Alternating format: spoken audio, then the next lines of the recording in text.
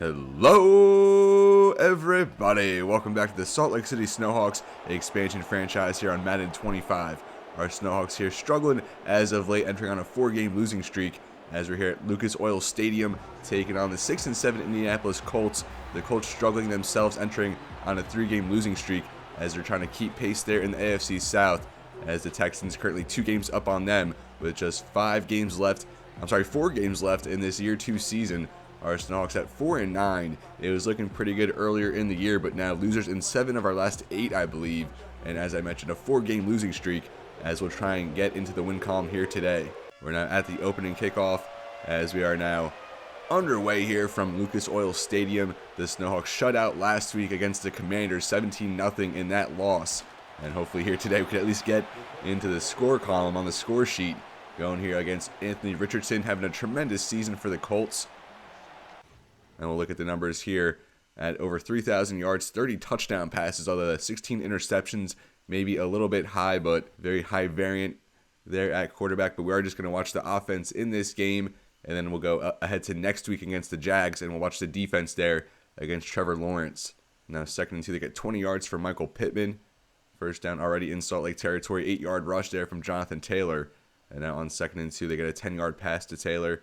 10 yards there for Pittman, just chewing up yardage here. Now 1st and goal at the 8. They get 6 yards to Taylor just like that. Now at the goal line, and Anthony Richardson will finish himself for the touchdown. Lucas McDonald, rookie quarterback there directly under center, as starting center Cade Mays out this week, so Trey Turner will start in his spot. We'll start with a carry there for Trey Benson. He gets 3. Now 2nd and 7. Dotson there, the motion man. As he swings out wide, they will give it to him there up the sideline. As he gets ahead for 6. That's going to bring up a 3rd and 1 now. As we hit the 6-minute mark here in this first quarter, the Snowhawks had a terrible showing last week offensively, but our offensive line has really been getting exposed here in recent weeks, but definitely going to be the area we try to address this offseason. Now a nice one there for Tip Ryman. That gets 4 and the 1st. Now 1st down at the 43, moving the chains. Fake it that time to Benson. Now deep in the pocket there. Almost intercepted. Stephon Gilmore had that. Cutting that route there. Intended target was Kadarius Toney, as McDonald fired it pretty much right to him, but Gilmore could not secure that one, so we live to see another down. Now 2nd and 10. McDonald again on the drop back in the pocket over the middle there for Ryman. His 2nd catch takes a hard hit but gets the 1st. Now 1st down into Indy territory, trying to keep pace here. Already down a touchdown. They fake it to Benson. McDonald sitting in the pocket, plenty of time to throw. Finally a deep shot there from the 50 into the end zone, and that's going to be knocked down. Trying to force that for Jahan Dotson in double coverage. So defensive pass interference, and that'll bring it all the way down to the 1-yard line. I don't know if I agree with that call, but I think we'll take the bailout. As now here at the goal line, we'll get for Kerry Blassingham, the fullback, and he gets in for the touchdown, his 2nd in as many episodes, I believe, as the Snowhawks maybe the beneficiary there of that pass interference call. But we'll take it. Luck out certainly on this opening drive, but good to get into the end zone as we snap that scoreless streak, going on 5-6 quarters after being shut out last week. But we get back in this score column as we're now knotted up here. 7-7 Blankenship kicking in his former arena here against the Colts, puts that extra point in, and the Colts will start a 4-yard pass there to Jonathan Taylor. And then on 2nd and 6, they go 16 to Josh Downs, really emerging as one of the better receivers in the AFC. And then 7 yards to Pittman, already like his 4th catch of the game. 2nd and 3, 3-yard rush from Richardson, now 3rd and inches. And they get 4 yards there for Taylor, 1st down. And then 13 yards for Alec Pierce now at the 23, 8 more yards for Pittman. As that'll take us now into the 2nd quarter, 2nd and 2 at the 15. And they get 5 yards for Downs now, 1st and goal at the 10. 8-yard run there from Taylor, 2nd and goal at the 2. And Taylor gets a touchdown this time, as the Colts 2 rushing touchdowns on their first 2 drives, moving the ball at will, mixing it up in the passing game. Richardson, only maybe 2 incompletions to this point. As it's a 14-7 game now, McDonald and the offense back out there, go for the out there, as that'll go for 9. And that's Kendrick Bibbs, 5th round pick out of Penn State. As we're going to come out in the I formation, fake it again for Benson, as he catches that off the ricochet. I think McDonald that time was going for Ryman, and it batted off the back of Benson, deflects up to him, and he catches that one. Haven't seen that yet, as he takes that for the 1st down up to the 44. McDonald on the drop back goes to the near sideline for Ryman again, Already his third catch. That goes for 4. Starting tight end Mo Ali Cox out this week against his former team. So Ryman, the starting tight end, also seeing Bibbs a little bit, the rookie out of Penn State. Came up with a catch earlier. Now McDonald off the play action. Going to roll to the right. Now going to take it and run as he's forced out there at the 42 after 10 yards. First down now into Indy territory. McDonald on the drop back. A quick one there at the sideline for Dotson, as that'll get 7. Also Marvin Harrison Jr. here for the Snowhawks, playing in his father's old stadium here at Lucas Oil. Fake it to Benson. McDonald another drop back, although going to step up and run for it, as he does get ahead for the first 10-yard carry. Good poise for McDonald to go through your progressions, and then when nothing's open, that's when you step up and run. Now first down to the Colts 26, and they will give to Benson. Nice carry up the middle, and a lot of space, and so he'll take that for 13. Good to see Benson get going. Really hasn't had many productive carries over the course of this season, but a lot of that has to do with our run blocking. Now first down at the 13. And they'll give it here for Keaton Mitchell. Signed him off Baltimore's practice squad back in the preseason, and that'll get him 3 yards. Benson back out there now in the I formation. More than halfway through the second quarter, they will give to Benson, as he had a lane there, tried to find a different one. Brought down for no gain. 3rd and 7 now at the 11. Eckler the back. McDonald in the pocket, going to take a shot for the end zone. That's knocked down, almost intercepted. And that's Kenny Moore the second, I believe, there. The longtime Indianapolis Colt. That's going to bring out a 28-yard field goal attempt here for Rodrigo Blankenship as this drive stalls out. And that one is good. So now 14-10 here as we head towards the final moments of the first half. Richardson starts with a 7-yard rush, now 2nd and 3. Incomplete, so a 3rd and 3. And they get 2 yards for Taylor, so our defense hangs strong here. And I was going to say, I don't think Indy has really had any 3rd down conversions at all. They're just getting, money yards on early downs, but our defense did a good job here to get the stop towards the end of the half. Now 2:50 remaining, and we'll take over at the 18, starting from the I formation. And they will go for Benson, as Randy Samuels trying to pull there on the lead block, really couldn't get going, just 1. 2nd and 9 now up to the 20-yard line, as McDonald takes the snap. Dropping back in the pocket, then we'll swing that for Eckler up the sideline, and still just get a few. Going to bring up 3rd and 5. That did take us to the 2-minute warning. Now 3rd and 5 at the 24. 14-10 Colts. McDonald on the drop back. Going towards the sideline there for Tip Ryman. Another catch there for the tight end Tip Ryman, the second-year man. 3rd-round pick out of Illinois. He's been very solid over the course of this franchise so far. And while tight end at spot we want to upgrade, we definitely want to keep Tip Ryman around. McDonald now going to go underneath the first catch here for Marvin Harrison Jr. And still take that for 11. Salt Lake City calls their first timeout. Now up to the 40-yard line, 1:26 remaining in the half. McDonald takes the snap, a quick one over the middle there. Not really the best decision, maybe only going to go for 3 yards. And the clock will continue to tick. Now 2nd and 7. Harrison Jr. there in motion as they fake it to Eckler. And now McDonald going to take a deep shot again. That's almost caught. I thought that was in the hands of Dobson. But again, trying to split the double coverage downfield. Maybe trying to go for another pass interference call, but don't get the benefit that time. Now 101, McDonald here empty on 3rd and 7. Again, going to flick up the sideline and just misses. I think that was Marvin Harrison Jr., maybe Kadarius Toney streaking up the sideline there wide open, and McDonald missed him by just a half step, as we are going to be forced to punt here at about midfield, and that will go for a touchback. So Indy takes over at the 20. Now 2nd and 10 after a pass knocked away there by Jalen Thompson, as that will bring us into halftime. 14-10 Colts. Not the best showing from our Snowhawks, but not the worst either. Both of these teams on 3-game losing streaks or more. So, really going to take a strong effort there in the second half to come out of here with a much-needed win, especially for the Colts, still in playoff contention there in the AFC South. But now some halftime updates. Green Bay currently leading Seattle 10-7, and the Seahawks have won, I think, 3 of their last 5 after starting like 0-7 on this year 2 season. Now Detroit at Dallas, as the Lions currently trailing 14-0 there towards halftime. Both teams here at 7-6, as the Lions kind of losing favor there in the NFC North with the Packers and the Vikings kind of on the uptick. And now Philly at the New York Giants. The Giants leading 10-7 at halftime.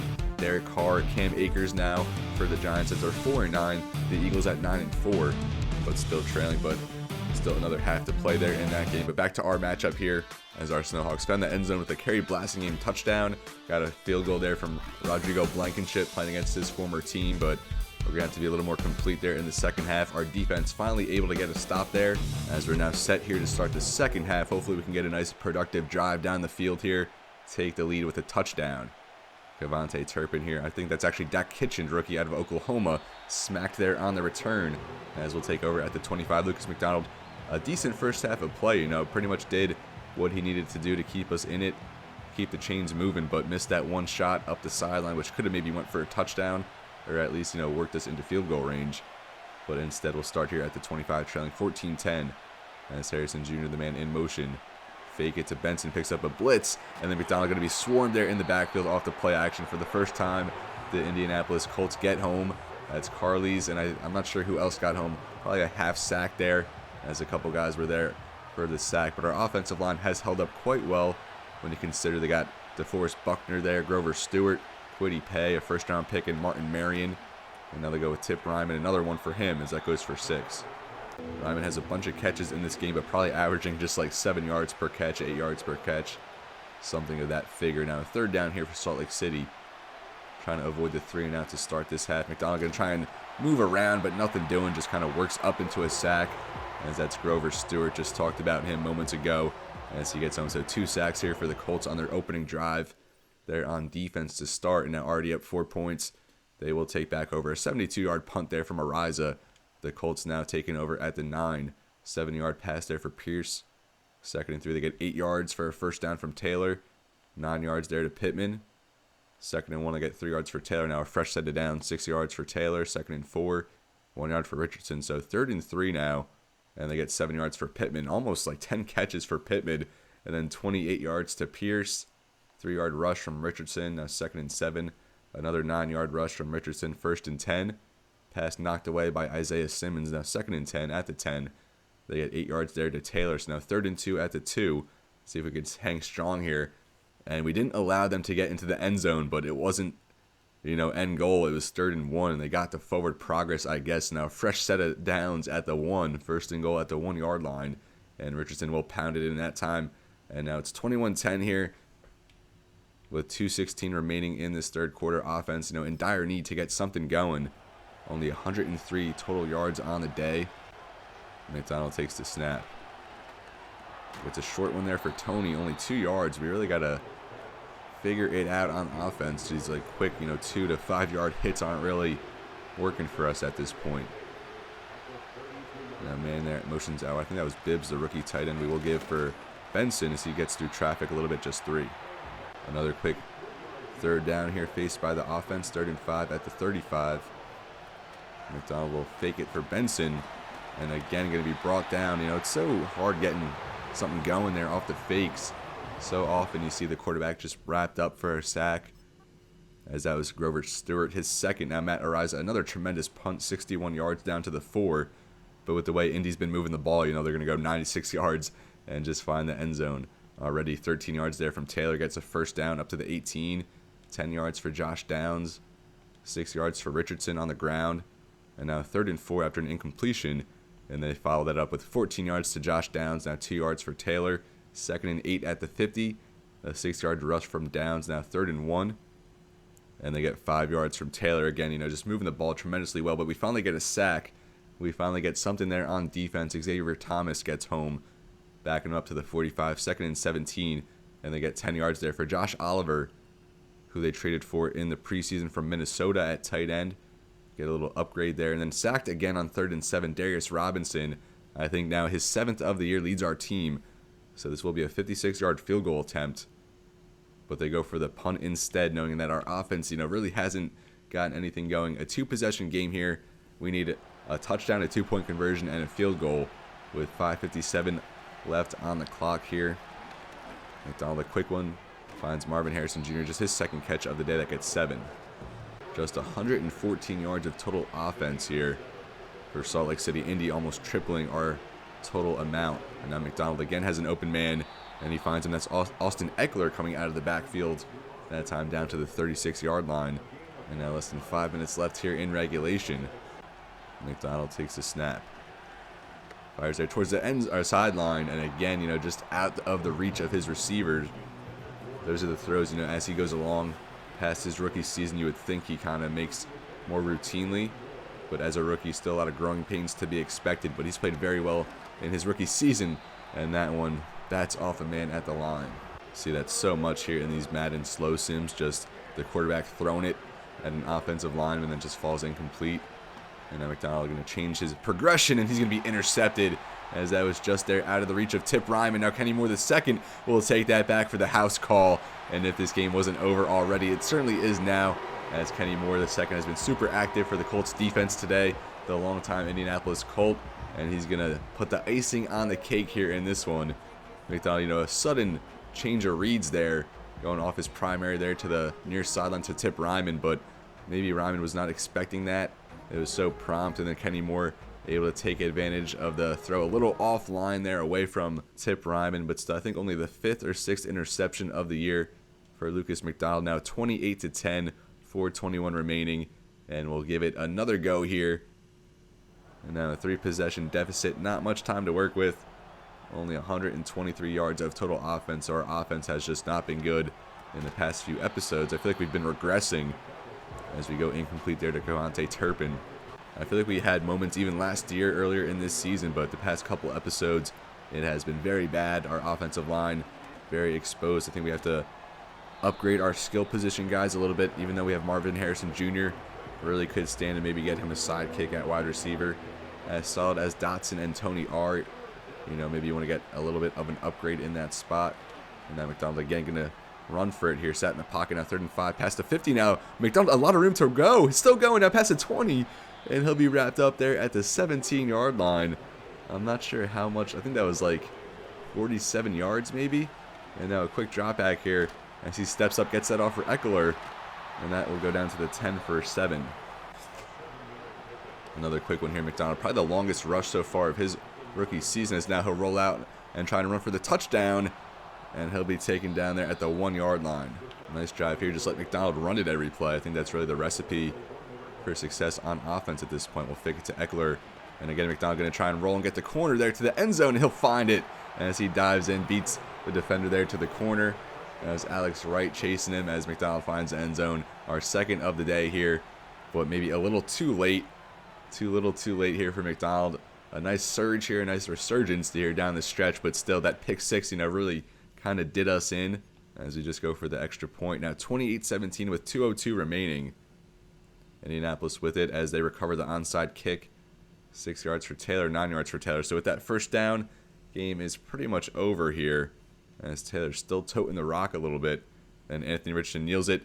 And that will do it here from Lucas Oil Stadium as our Snowhawks fall. Drop our 5th straight game, now our 8th in our last 9 as we fall here 28-17. But at least the offense got going a little bit. The defense really struggled to get stops. They were kind of better as the game went on. But early on there, Richardson, Michael Pittman, Taylor kind of just had a field day against us. But that's kind of what you expect when you have one of the best running backs in the league, a second-year quarterback who's on the ascend here in the NFL with an array of weapons there. We said Pittman, then Josh Downs, like I said, emerging as one of the better receivers in the league. And I think 88 overall now, superstar abilities. But our offensive line needs a lot of work. Not the ideal situation we drafted Lucas McDonald into, being a second-year expansion team. But we have so many resources to work with this offseason, as I keep stressing throughout these episodes. So I think by next season our results are going to be a lot better. And Richardson 18 for 22, 194. McDonald 17 for 25, just 105 through the air, 1 interception. All those completions, to Tip Ryman were such short yardage. And then Trey Benson just 5 for 20. I don't think we ever really run the ball more than like 10 times a game. McDonald had 5 for 76, a touchdown. And just like I said, Ryman averaged 6 yards per catch, 5 for 30. Dotson 3 for 15. None of our receivers averaged over 10 yards per catch. Kind of a worrisome stat line there. Isaiah Adams, 2 sacks allowed there. The second year left guard we're trying to instill as a long-time starter. Might have to upgrade his spot. Simmons had 8 tackles, led the defense.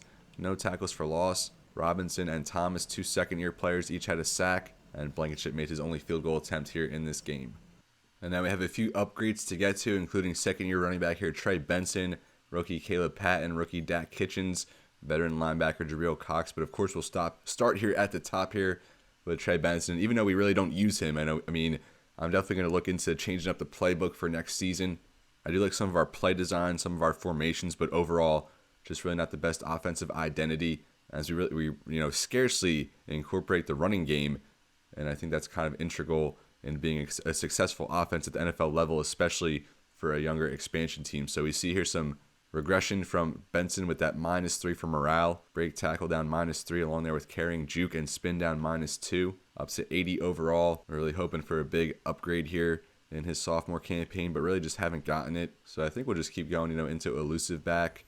As he now goes up to a 78. We get a few upgrades here. +2 vision, and then just a couple other ones there at +1. So nothing groundbreaking there from Benson, although now up to an 80 overall. Then we have Caleb Patton, 4th round pick out of San Diego State. Star dev rookie. Speed rusher, currently -1 for morale with the block shed and awareness down -1. But at 80 finesse move, I think we could stand to maybe upgrade that block shed a little bit with that run stopper archetype, which he is now a scheme fit. So we are going to start getting that weekly boost here for Caleb Patton, which is pretty good because we could still, buy into finesse move when we want, but at least now we have that run stopper scheme fit and that block shed up a little bit there to 73. Now Dak Hitchens, he's been solid. I think a 3rd or 4th round pick from Oklahoma. Have used him as a return man a little bit. 69 man, 63 zone, -1 for morale. But I think we'll just keep playing into the scheme fit here at man-to-man.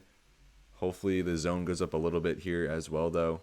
But it does not. We get +2 man, +2 tackle, +1 for press. And then just a couple of notes I wanted to bring to your attention here on the news. So at the top there, Matthew Berry says, not only is center Calvin Dunn helping build schools, he's lifting entire walls and putting them up by himself. Superhuman strength. So center Calvin Dunn is a prospect to note. And then at the bottom we have interior dominator Connor Groves named best guard in college. A force on the interior line all season long. It comes as little surprise to scouts and coaches to see left guard Connor Groves voted as the best guard in college football. And then going down here we have Reddy Hike. Joey Bush wins best college center of 2025. Sure to be a hot commodity among NFL teams looking for interior line help. Joey Bush caps off a stellar season at Alabama by being named best center. And then Matthew Berry, another one there. Jeff Underwood holds the season record for touchdown throws at Georgia. Only question is how high he'll go in the draft. But that's a weird one, though, because Jeff Underwood is a corner, but it says he has the record for touchdown throws at Georgia, so I'm not really sure how that one went. But let's take a look at the board. We just want to take a look at those players.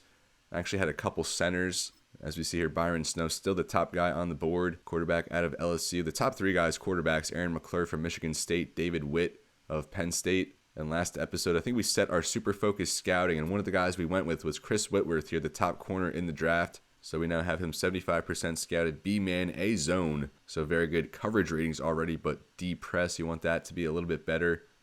Going to be a pretty good athlete. Also has A awareness, C play rec, C catching, B tackle. So pretty complete corner. I wish that press was a little bit higher for a top 5 guy, but I think he's going to test decently. So maybe someone we target with our 1st round pick, or one of our 1st round picks, that is.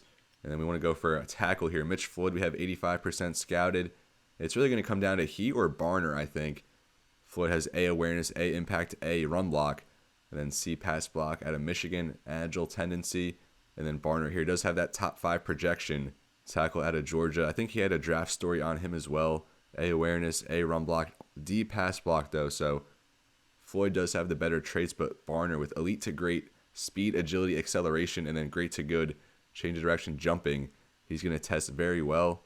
A lead block, A awareness. So ideally we get one of those tackles, then maybe Whitworth or another corner on the board. And we were talking about our super focused scouting. We'll check out the other 2 players who we put on that. We also had Chris Mack here of Auburn, D tackle. Power rusher came back with C block shed, C finesse move, B power move. So a pretty complete repertoire there. Pretty balanced whether he's rushing the passer or just getting off blocks.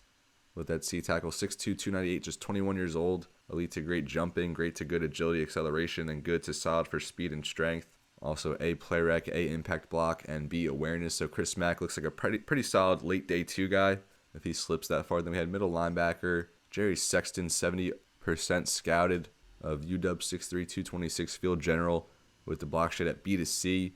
Pursuit at C, B tackle, B zone. Going to have pretty good physicals. And then other skills we see A to B for awareness and finesse move, C for play rec, B for zone. So a pretty solid linebacker, maybe someone we target early on there in day 3. And I did want to go over to corner. And then we saw Jeff Underwood was in that draft story, said he had the record for most touchdown throws at Georgia, but clearly you see here he's a corner, so maybe that was most like pick sixes at Georgia or most touchdowns given up at Georgia. Hopefully that's not the case, but he looks like a very good prospect at A, catching, B, man and zone, C, press, 6'3", 201 with elite to great speed and jumping, C, play rec. So, if not the top corner there in Whitworth, maybe Underwood or Goddard, Weber, Scruggs, a lot of borderline first to second round corners, but we're going to have most of them pretty well scouted, I think, already at 50%, 45% lowest on most of these guys, up to 60 on some of them.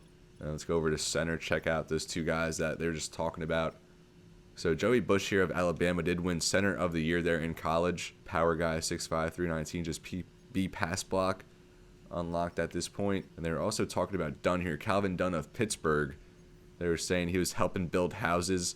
So far, B awareness, A impact block at 6'1", 305, elite to great acceleration, great to good agility, change of direction. B awareness, A impact, B run block finesse. So looks to be a decent, day 3 guy. Might as well just add him to the board. What's the worst that can happen? So Bush was the top center in the nation, but Dunn maybe a day 3 diamond in the rough. And now here at left guard, they named Connor Groves the top guard in the nation. 6'3", 315 pass protector, around 2 to 3 projection. But he has gained 38 spots on the overall board throughout the course of this season. So it looks like he's had a good year, put some good tape out there. A awareness, A pass block with C impact. And we are considered one of his top fits. Great to good for agility, change of direction, good to solid for speed, strength. Only D lead block though. But for a late day 2 guy, I think he could maybe overlook that. But I think we'll just keep him off the board for now. We haven't really added many interior guys. All these centers up here. And we really just added Dunn now because of that draft story on him. And I'm surprised Cade Moreland here didn't win best guard in the nation. Round 1 projection at 9 overall. At elite great for acceleration, agility, strength. Good to solid for speed, jumping, and change of direction. That's actually great to good, so he's going to test extremely well. Already has a pretty solid skill set here at A, lead block, pass block, finesse.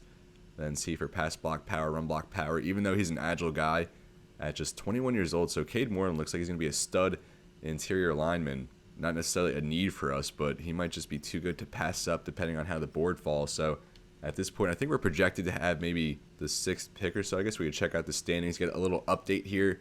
As we're now into the final 3 weeks of this season, we're going to play this defensive game against the Jags, simulate past Chicago, and then we'll set up our final episode of the year 2 season, a full game there against the Falcons to close it out. So here in the AFC, Buffalo and the Jets battling it out there for the AFC East. I think Buffalo just won the head-to-head, which is why they're over the Jets here in the standings.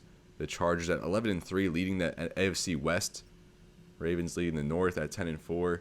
Chiefs there, probably in line for a playoff spot. Then we have the Texans at 9-5, and the Colts at 7-7. So the Colts, still hovering here for a playoff spot if they could win that division. But their win over us, of course, helped them out. Texans, the hottest team right now in the AFC on a 5-game winning streak after starting 4-5 on the year.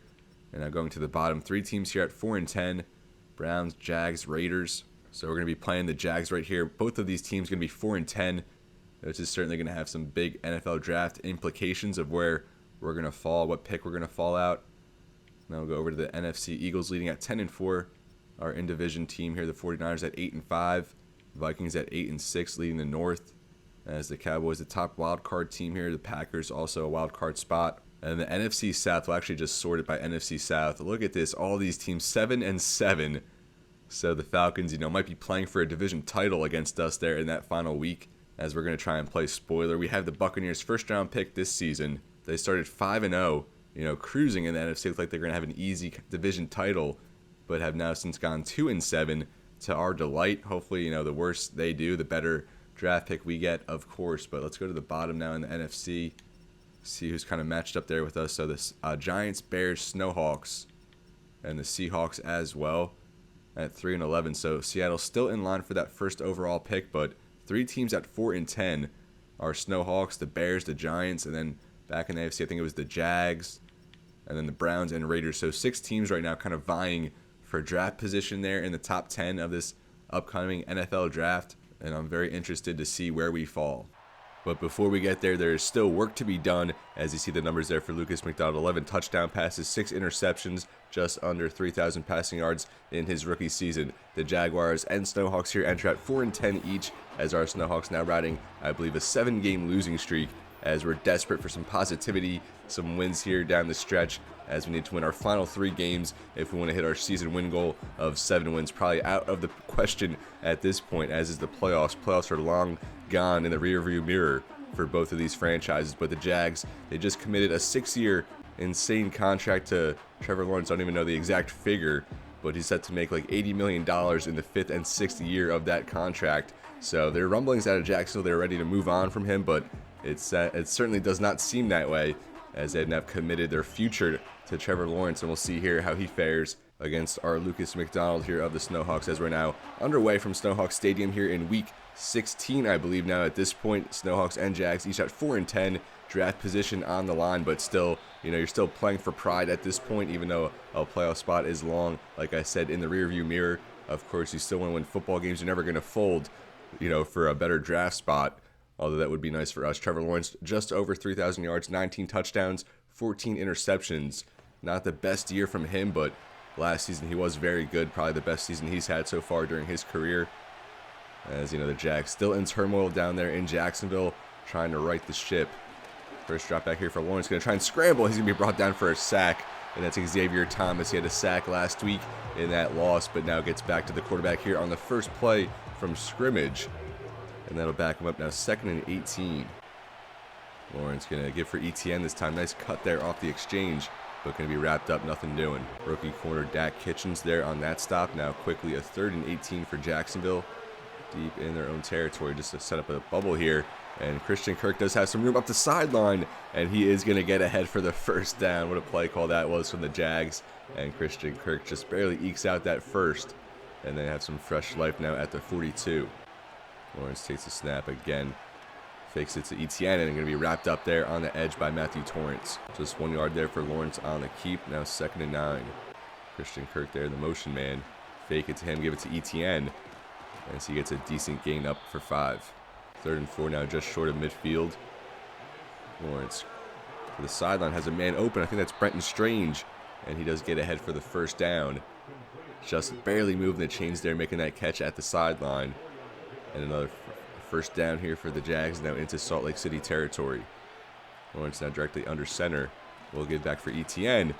And a nice strong play there on the edge, holding him up, and then gets some help finally. And it's now 2nd and 11. Nice play there against the run. And now that's Jack Gibbons going downhill. We have Mika McFadden, another breakout linebacker, out this week.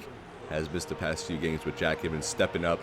And a big play. Another 3rd and long here for Jacksonville at the 50 now. But they've converted both 3rd downs they faced so far. Deep one there, as they have their man open downfield. I think that was Gabriel Davis. Another big-time catch here for Jacksonville. Another big-time conversion, keeping this drive alive. Again, they're going to give it to ETN, and he'll be brought down. A strong tackle there by Gibbons. Now 2nd and 8, just about halfway through this first quarter. Near sideline there for Lawrence. A good play on the ball there. And that's Jamal Adams. Really hasn't been as good as he was last season, kind of, entering his final years in the NFL. Probably not going to be back next season, but we still have him out there in more of a reserve role this season. And now 3rd down again for Jacksonville, 3rd and 8, and Lawrence going to have to get rid of that one. So our defense hangs strong here as they finally get a stop on 3rd. Going to be a 46-yard field goal attempt. And we'll see how this one goes. Field goal is good there from Cam Little, so we'll now see what the offense can do, taking over at the 30. 21 yards out of the gate there for Marvin Harrison Jr. Now at the 49, incomplete.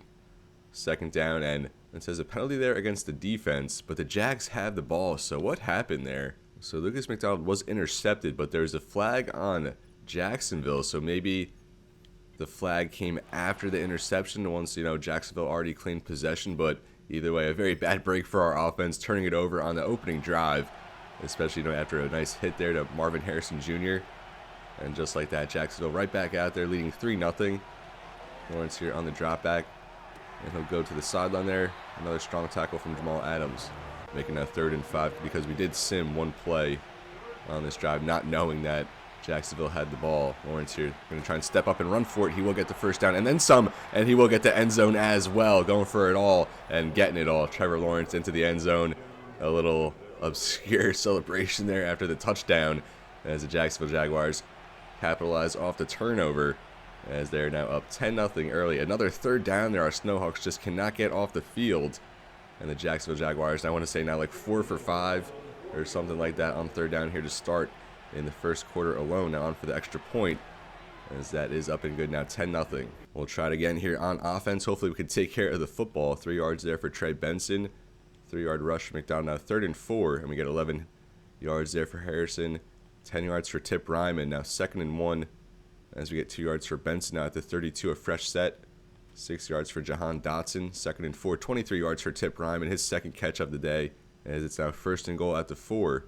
And Tip Ryman finishing what he started. A very good drive here for Tip Ryman as we now get on the board 10-7. Good to see our offense strike back after that turnover, that mishap early on, as the Jags back with it now at the 30, leading 10-7 early on here in the second quarter. Another drop back for Lawrence going to the sideline, has a man open as Max Melton going to wrestle there with Evan Ingram, forcing him out after 8. 2nd and 2 at the 38. Lawrence again going to pass, again fires to the sideline for Ingram, and he's going to be knocked down there by Matthew Torrance, which brings up a 3rd and 1. Good close on that play from Torrance, the rookie 2nd-round pick out of Auburn. And again, Jacksonville faces a 3rd down. Lawrence over the middle, and a very good catch there by Christian Kirk, hanging on through the big hit there from Jack Gibbons, just a step late, patrolling the middle of the field, and Christian Kirk, another good catch for him. As that moves the chains now 1st down at the 44. Lawrence sits in the pocket, time to throw over the middle, hits his man there. And that's Evan Ingram going to move the chains across midfield now into Salt Lake City territory. 1st down at the 41. And he will give it for ETN, and he'll get 2. 2nd and 8. And they'll go back to the run game. And that's going to go for a few. Good tackle there by Jalen Thompson. And that brings up another 3rd and short here, 3rd and 2 at the 33. See if the 3rd down defense can come through. Lawrence going to throw it over the middle. That's in the hands there of Isaiah Simmons. Just dropped a blatant interception. Lawrence had a man wide open there going for the sideline, kind of, in the flat, but elects to go over the middle instead as a misfire there. So Jacksonville, a 50-yard field goal here. And they actually went for it on 4th down. I didn't expect that. Otherwise, I would have slow simmed. Maybe I should have just slow simmed anyway. But ETN just barely gets the 1st down there. 3 yards on 4th and 2. And the Jaguars playing it a little more aggressive here, as Brian Thomas there in motion towards the top of the screen. Lawrence, time to throw in the pocket, will swing that and just misses ETN. Of course, Lawrence and ETN, former college teammates, as Lawrence fakes it to him. Redirects there in the pocket and has Brian Thomas there at the sideline as he found some space there on the extended play. Lawrence, good job reading down the field, identifying in the open man, and that now moves the Jags inside the 10. 1st and goal at the 8. 10-7 here. Lawrence from the empty set rolls right into the sack. That broke in so quick. Xavier Thomas again coming off the edge. No time for Lawrence to set and throw, or even, set into his progressions. And another sack here for the Salt Lake City defense, backing him up now. 2nd and goal at the 14, coming out empty. Lawrence there has a man. And again, that's Gabriel Davis going to pick up a few, as it'll be now 3rd and goal at the 9. A stop here inside the 10 would be huge for this defense. Force a field goal, keep it a 1-possession game late in the half. Lawrence, though, to the end zone. He has Brian Thomas. Lawrence ran one in last time, now finds Brian Thomas for the passing touchdown. The young receiver there, his 2nd year out of LSU. Very good receiving core the Jags have kind of established here with Davis, Kirk, and Thomas. A bunch of different skill sets, but Thomas certainly the highest upside of the bunch. And now the Jaguars take a 10-point lead here late in the second half. Offense takes over at the 29 with 3:26 remaining. McDonald incomplete to start, then just 2 yards for Benson. Now 3rd and 8. And we get 9 yards for Dotson, just barely moving the chains. 11 for Marvin Harrison.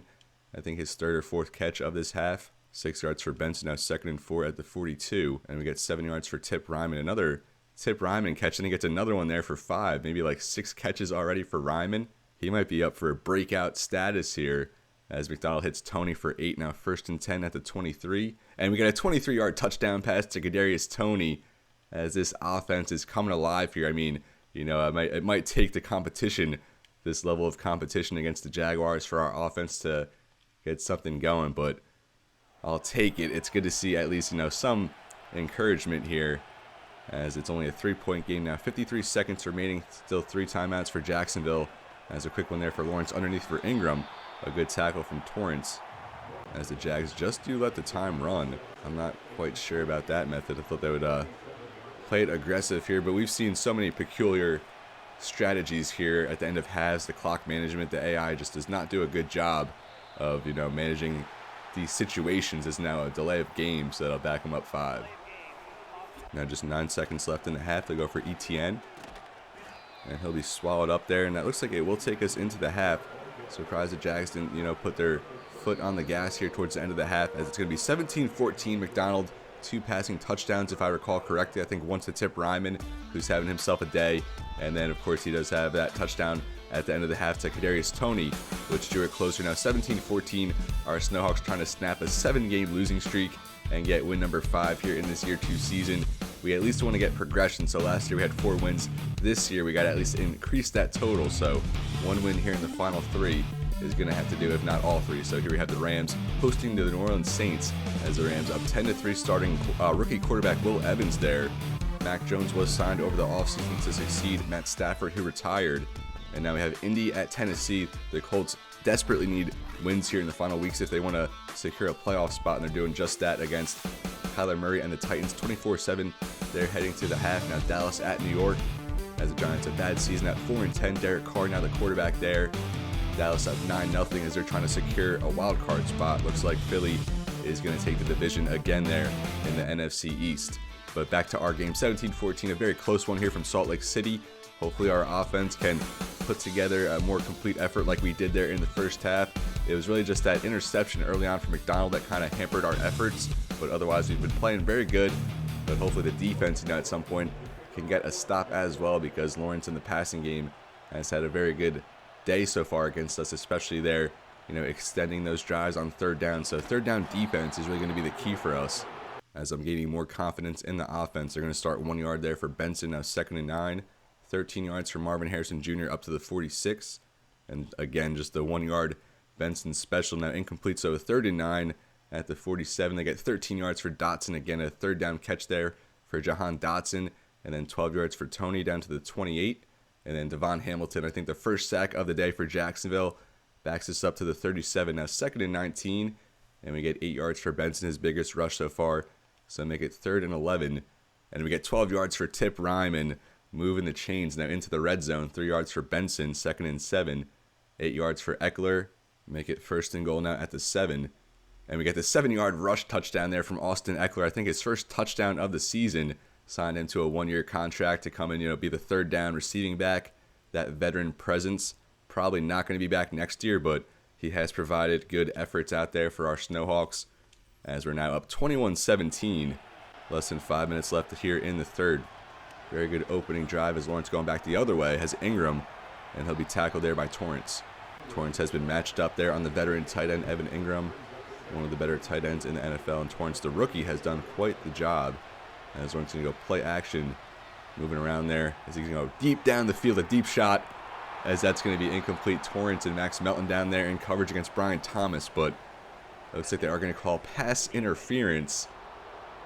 And sometimes just taking that shot is worth it, even if you don't have the best chance of connecting with your receiver. There's always that chance that the pass interference will do it for you. As now here inside the 10, a quick one there for Christian Kirk as he spins off a tackle and spins into pay dirt as the Jags retake the lead. So good offensive showings from both teams here to start the half, going back and forth, as this game might turn into an offensive shootout here in Salt Lake City, but hopefully our offense can keep pace. But more importantly, we can't be allowing quick scoring drives like that if we're going to win this one. Now make it 24-21 with 4:06 remaining. We'll take over here at the 30-yard line. 5-yard rush from Marvin Harrison, 2nd and 5. 2 yards for Benson, now a 3rd and 3. And we got a 7-yard scramble for McDonald. Now make it 11 yards there for Dotson through the air. 27 for Toney. Big hits in the passing game. Now into the red zone, 1st down. And we got 16 yards for Marvin Harrison Jr. down to the 2-yard line. 1st and goal. And Trey Benson gets in for the touchdown. So again, our offense strikes and retakes the lead. Again, up 4 points now, 28-24. As we're here into the final seconds of this third quarter, 25 seconds remaining. Jacksonville back out there. Let's see if they can answer, as this is turning into a pretty fun game. 25 seconds left at the 23, 28-24 Snowhawks.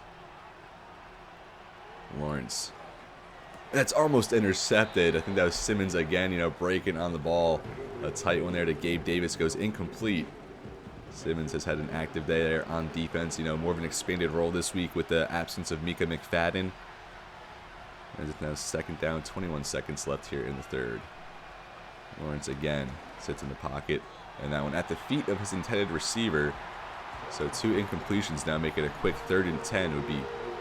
Would do wonders for this team if we can get a stop here on defense deep in their own territory. Lawrence, time to throw now, going to try and scramble out, and again he's going to roll right into the sack, as that's Xavier Thomas making now 3 for him if they credit him with the full one there. I think Caleb Patton, the rookie out of San Diego State, also getting home there, but Trevor Lawrence has taken, I think, 4 or 5 sacks now in this game, as that's kind of proving to be the difference for our defense.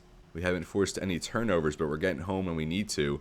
As we'll take over here at the 38 now, a chance to extend this lead 6 yards for Benson as we start this fourth quarter, 3rd and 1 now.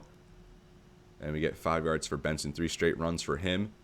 4-yard pass for Ryman, now 2nd and 6. So we get 11 yards for Ryman. He's got to have 10 catches or something at this point. 5 yards for Benson, 2nd and 5. And 10 yards for Harrison Jr. He's had a very productive day. Really everyone in the receiving corps has had a big day, Tip Ryman included. 2nd and 6, we get 5 yards for Eckler, now 3rd and 1 at the 8. And we get an 8-yard touchdown there for Dotson. And that's either 3 or 4 passing touchdowns now for Lucas McDonald, having maybe the best game of his rookie season so far. And that gives us now an 11-point lead, a 2-possession lead with 5:40 remaining. Now at 406 total yards, the Jaguars under 200. As we have absolutely stolen the show here in Salt Lake. And that's Caleb Patton, the rookie D tackle, getting off a block and making a good run stop there. Season ranking in takeaways at 10, and still none here today, even though we are leading. So of course we'll take that. Now 2nd down. Caleb Patton, number 90 there at D tackle, having a very good rookie season. Another guy we drafted with hidden development. Now Lawrence there has Brian Thomas, and that gets 7, so make it 3rd and 3. 4:30 remaining in regulation. They'll give to Etienne. And he's going to be stopped short of the line to gain, so that'll make it 4th and 2 now at the 38. Going to assume they punt it here, kind of, in their own territory, but we'll see how they play it. Thought Etienne was going to get that, going with the surprising run call in that spot, and they're going to play it aggressive with less than 4 minutes now. Come out in the I formation, jumbo package. They'll go with the pitch now for Etienne as he turns the corner, gets the 1st down, and he'll be brought down there by Torrance. Jags now showing a little bit of urgency here. Faking to Etienne. Lawrence rolling to the right. Going to take a shot there from the 35 downfield. And that's going to be knocked down. Lawrence just throws such a good ball. Tremendous arm strength. Good poise there in the pocket. And athletic at that insane, stature for a quarterback. As that one a misfire, bring up 3rd down.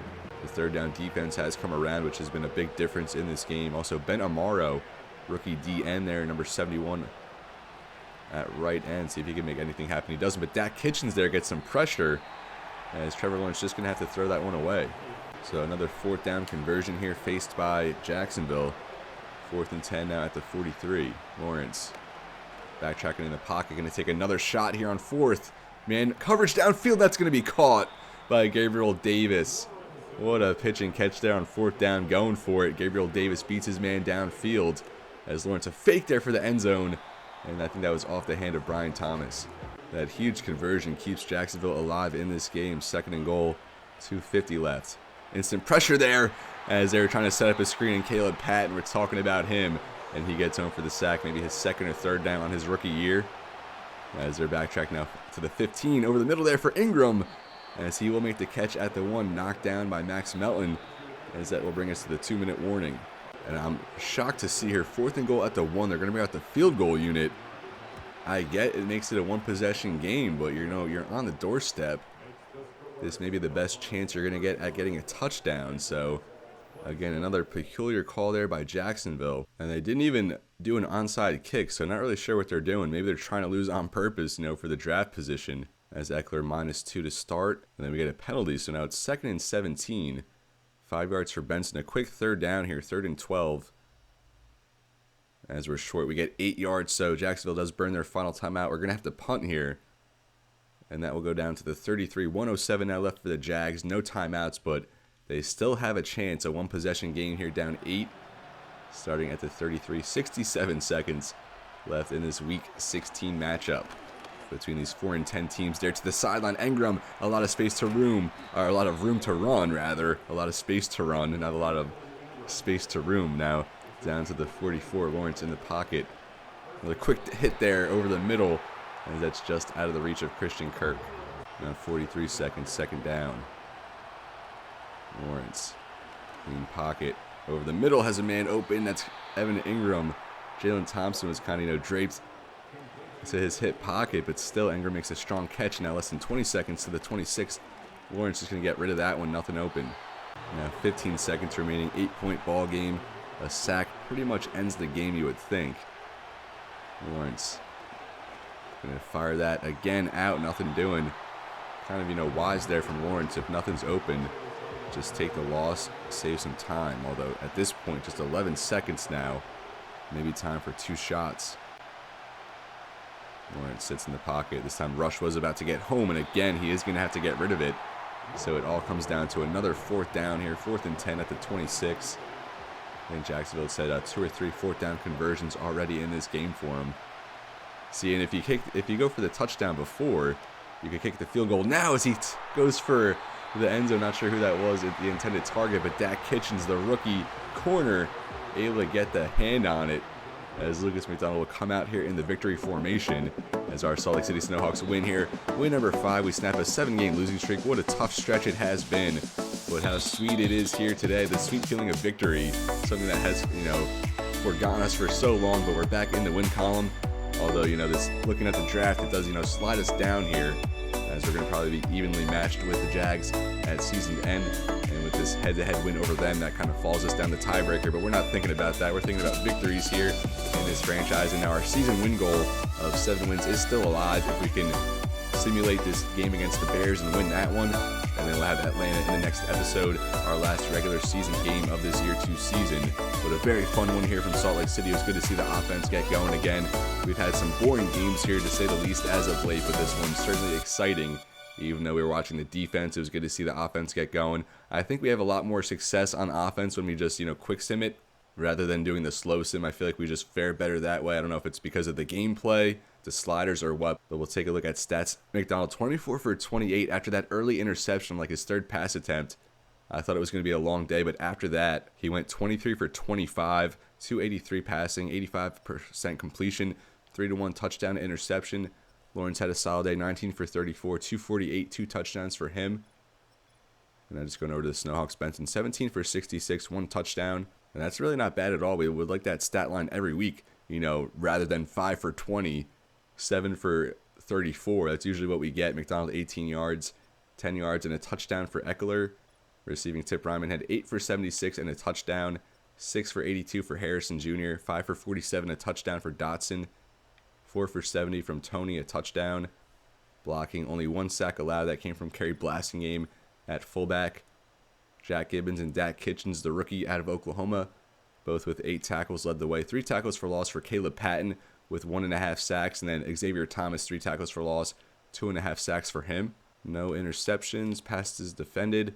We had Isaiah Simmons with 2, Thompson and Kitchens with 1. Blankenship, no field goal attempts, but 5 for 5 from extra points, only 1 punt. And now we're back here at player upgrades, and look at this. Caleb Patton with 5 skill points available. I think we even had an upgrade for him earlier in this episode. And now after that performance, 5 upgrade points. And I think we'll just kind of, go into block shed, get that finesse move up a little bit. So he must have been defensive player of the week or something to get all those upgrade points. I'm not really sure completely how that works. We'll go back to speed rusher. He might be an 80 overall, by the time we're all said and done here. +3 block shed, +1 finesse, power, play rec. And now up to a 77, we go back to the run stopper. And he gets +3 tackle, +1 play rec, pursuit. And now with 2 skill points available, we'll take another look. 79 block shed, 82 finesse move, So I think we'll just do finesse move and then run stopper again. I'm sorry, speed rusher and then run stopper. And then we get 2 on the overall this time, +2. +2 block shed, finesse move, play rec, and power move. And now we'll go back to run stopper. Caleb Patton now an 80 overall. The 4th round pick out of San Diego State, another +2 for block shed and power moves. And now looking at his skill set, he just got +8 for power move. When we started here, he was at 60. Now he's up to 68 with that 83 block shed, 85 finesse and play rec, 86 strength, and 75 speed. What a season and week for him. As we'll now move on with these other upgrades. So we definitely have, our D tackles pretty much established with Darius Robinson and Caleb Patton, I think, as Bobby Brown was a free agent signing, but he really hasn't panned out for us. Wanted him to be a 0 tech, 1 tech type guy, but just hasn't really fulfilled that role as well as we had hoped. So I think we signed him to a 2 or 3 year contract, but we just might cut ties with him at season end. We'll see how it goes here for KJ Britt. We'll just go into that run stopper. Veteran linebacker we signed as well. Maybe won't be back. We'll see. Trying to instill some youth, some more talent into our linebacking core. As we're now ahead into week 17 and we have some more draft news to look at. We start here. Georgetown halfback takes home FCS Player of the Year. A huge honor for a small school standout as halfback Paul Wesley was voted as the top FCS player for the 2025 season. So we're definitely going to have to take a look there at Wesley. And then LSU receiver Hoist Heisman. So LSU's James Hobbs was widely regarded as the best receiver in the country and tonight claimed the honor of being the nation's top player. So LSU had the #1 overall pick last year. Roy McBride, receiver out of LSU, goes to the Tennessee Titans. Now they have the Heisman Trophy winner at wide receiver. At the bottom, college football's best quarterback, David Madden. After an incredible season at Nevada, David Madden can now stake his claim as the best signal caller in college football after winning the award for best quarterback. And even though he wins that award draft-wise, he is not considered the top guy. We got Byron Snow, of course, of LSU, considered the top consensus player in the country when it comes to draft prospects. And we have more college awards here. Best wide receiver goes to Virginia Tech standout Skylar Goddard. Whitworth Island, Buffalo corner named best in the country. So Chris Whitworth, we talked about him, a top 5 projected pick. And it says for him, consistency and shutdown play were a theme all year for Chris Whitworth. And his stellar season was rewarded with the honor of being named the nation's best cornerback. So does that mean he's going to have, star development guaranteed with all these? Do these guys guaranteed get star dev, hidden dev? I feel like they do, at least in most cases. I don't have as much experience with this year's game as past installments, but I feel like that's typically how it goes. And then another trophy for the case, Dupree wins best running back. After an illustrious collegiate career filled with honors, Dimitri Dupree finishes his time at Baylor by taking home the nation's best running back award. And he's a power back, actually projected a top 5 guy earlier in the year. And then we already saw these ones. Joey Bush wins best center. Connor Groves wins best guard. As we will just go over and peek at these guys real quick. We had a quarterback, running back, I think a couple receivers that were noted there. And we see here Snow, McClure, Witt still the top quarterbacks. But then there was David Madden, who we actually had favorited on our board. It looks like now projected late round 1, early round 2 type guy, but it looks like he has risen 31 spots on the board. So originally, more like a day 2 guy, but he has had a very good season there at Nevada. B, deep accuracy, C for medium. And he's going to test, off the charts, elite to great there for acceleration, change of direction, jumping. Great to good for speed, strength, agility. Also has A break sack, B awareness. So Madden, with that skill set, that draft story, something tells me he might be a guy with hidden development. Now for the running backs, we have Dimitri Dupree here, still a top 5 projected running back, but I don't know if you want to be drafting a 5'11", 235 power back that high in the draft, really, unless he tests well. If he tests, like a Bo Jackson type at that size, maybe. But it says here only decent to marginal for speed and change of direction, although elite to great for strength. A for vision, break tackle, carrying.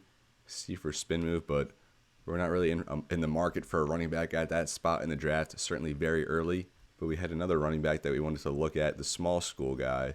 Here we go, Paul Wesley out of Georgetown, as he won top FCS player, 5'8", 189 receiving back, already 24 years old. But I have really expressed my need for wanting a young receiving back on this team. Great to good for acceleration, only good to solid for change of direction, jumping, and then everything worse after that. B spin, only D juke, and D trucking. So I don't really know, but I don't think the skill set or the athletics really anything promising. But being that he's a day 3 guy, maybe we'll just add him, see how he tests at the combine. And then we did have a couple receivers here. I remember Skylar Goddard here at Virginia Tech won the Blitnikoff for top receiver, but just F deep route, D catching traffic and catching. They're at least going to be there at C to F, B medium route. So I don't really know about Goddard. He does have great to good acceleration, agility, change of direction, but just solid to decent after that. So I don't think this receiving class in general is really anything special. I do like Ladarius Shields here, 5'8", 195 from Ohio State. C release deep route, going to be A to C, catching traffic B to D, but catching just C to F. But the acceleration, agility, elite to great, and then great to good there for change of direction, jumping, speed, A spec catch, F for medium route, though. That's such a bummer, along with that D short route. So like I said, I don't think this receiving class is anything great, but I do like Shields' athletics there. And I think that was really all the players they talked about. They didn't really say anything about any tight ends. I think after we sim ahead another week, we're going to have more news maybe on the defensive side.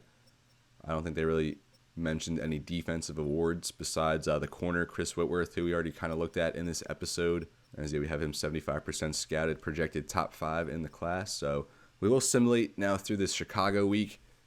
And after that, we'll have just one more game set here for this year 2 season. Chicago at 5-10 even. Oh no, we had James Hobbs, one more receiver, Heisman Trophy winner of LSU. So LSU has the top quarterback in the draft. And they also generated a Heisman Trophy winner out of LSU here, James Hobbs, 5'11", 210 playmaker. Looks like he has risen a little bit this season, only D catching. So none of these receivers, really good traits to start with. Elite to great for acceleration, good to solid for agility and jumping and strength, but only solid to decent for speed. B juke, B short route, C spec, D catching. I mean, compared to the other guys, the traits aren't as bad, but like I said, these receivers just do not seem to be anything special at this point. But we'll get on with the simming. We'll jump ahead into the final week of the year. We'll take a look at the playoff picture and see what we're working with. So like we mentioned earlier, Atlanta does have a chance still at the NFC South as they're 8-8 now. And we do get a win there over Chicago. So our Snowhawks now string together back-to-back wins here in the final weeks. And, with a win now next week, we are going to hit our win goal, our season win goal of 7 wins, which would be quite the accomplishment, I think. In this matchup against Chicago, outscored them 24-14 in the second half. Caleb Williams, 4 touchdowns, 1 interception, 21 for 27. But then Lucas McDonald, 283, 3 touchdowns, 1 pick, 40 pass attempts, but completed 70%. He also led the way with 26 rushing yards, a rushing touchdown. Benson, 9 for 22. More of a typical stat line for him. And then Marvin Harrison Jr., 12, 157, a touchdown. Finally, that breakout game he's been kind of waiting for all year. 5 for 40 for Dotson, 337 for Tony, 3 for 27, and another touchdown for Tip Ryman. And Blasingame had a receiving touchdown as well. Only 1 sack allowed there from Brady Christensen. Leader in tackles was Isaiah Simmons with 8. 2 tackles for loss for Caleb Patton, as he responds well after that massive upgrade he got. Xavier Thomas also 2. Dietrich Wise Jr. with 2. No sacks. 1 interception for Dak Kitchens. We've been mentioning him a lot through this episode. A very good rookie season he's really putting together. 1 pass deflection from Melton. Forced fumble from Gibbons. And Blankenship, a field goal blocked. Although he did hit it from 25, you would hope. And nothing there for kick returns or punt returns. So now just 1 game left on the season. We'll revisit the standings here. See who's still alive, as the Jets, the top seed right now in the AFC at 14-2 with a 73 overall Aaron Rodgers. Chargers, Bills. So I think if the Bills win, the Jets lose in the final week. I think the Bills will take the AFC East and the first round bye, maybe depending on what the Chargers do. But the Ravens already clinched. Chiefs clinched. Texans clinch. So it looks like the final spot comes down to the Steelers, Broncos, Colts, kind of like last season. That's really how it happened. I think the last spot came between Denver and Pittsburgh. So 6 out of the 7 teams here in the AFC clinched now into the NFC, as only 3 teams have clinched. The 49ers and Eagles at 11-5, the Vikings at 10-6. So only 3 divisions have been clinched to this point. And then look at this, 9-7. You have 3 teams between the Cowboys, the Saints, the Packers. Then at 8-8, you have the Lions, Falcons, Panthers, and the Buccaneers were 5-0, and they're going to finish the season 2-9, maybe 2-10. But of course, that bodes well for our draft pick. But it's crazy. We thought the Buccaneers were going to be way down there in the mid to high 20s, whereas our Snowhawks probably in the top 5 or so, top 10. But now, we're just 1 game behind them at this point. So we might be set for 2 picks there in the teens, maybe one in the top 10, depending what happens this week. But the playoff picture here in the NFC wide open. I actually want to take a look by division real quick. So Eagles, of course, going to clinch there. The NFC East already done. The Cowboys a spot there as a wild card. Probably going to squeak in as a wild card team, you would think. The Vikings already clinched here. But the Packers and Lions still alive for a wild card bid.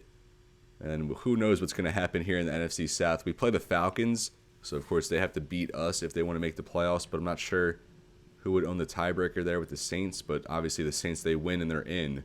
And then going over to the West, the 49ers clinch the Rams and everybody else here out of it. So the Seahawks look like they're going to wrap up as the worst team this year. They are going to have the top pick, I believe, unless maybe the Patriots, Browns, Jags lose this week and maybe pass them up. But interesting playoff development there in the NFC. Going to be very interesting to monitor throughout the course of our game next week with the Falcons. As we'll just wrap up this episode by upgrading players. And we have 3 here for Matthew Torrance, our rookie safety out of Auburn. You'll love to see that, the superstar development.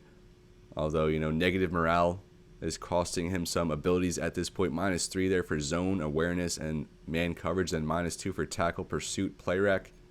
But with 3 skill points to use, we'll go first here with run support. As he gets +1 block shed, pursuit, +3 for tackle. I think we'll go over to hybrid now. See, and that lessened his morale. He now goes down to -3 for morale, but we do get an ability slot. +3 for zone, +1 man, play rec, tackle. Then we'll go back to run support, get that scheme fit back. As we get +1 for hit power man and pursuit, +2 for tackle. Although those negative morale still affecting some of his ratings, but good to see him now up to an 81 overall run support safety. But very well balanced, can really do anything, play wherever. And then we have Marvin Harrison Jr. off a huge week. And it really doesn't matter what you do with him. He's a stud no matter what. So I think we'll just go with playmaker. Give him a little bit better ability with the ball in his hands. Goes up +3 for carrying, +2 juke, and still gets +2 for medium route, +1 short route and release. Up to a 90 overall. One of the best receivers already in the game. Just his second season. Now Lucas McDonald, our rookie quarterback. Good to see him get a boost at this point. Some negative morale effects there. -2 for medium and short accuracy. -1 for awareness break sack, but +1 for deep accuracy and throw under pressure. That play action needs some work. The medium accuracy, really just the accuracies.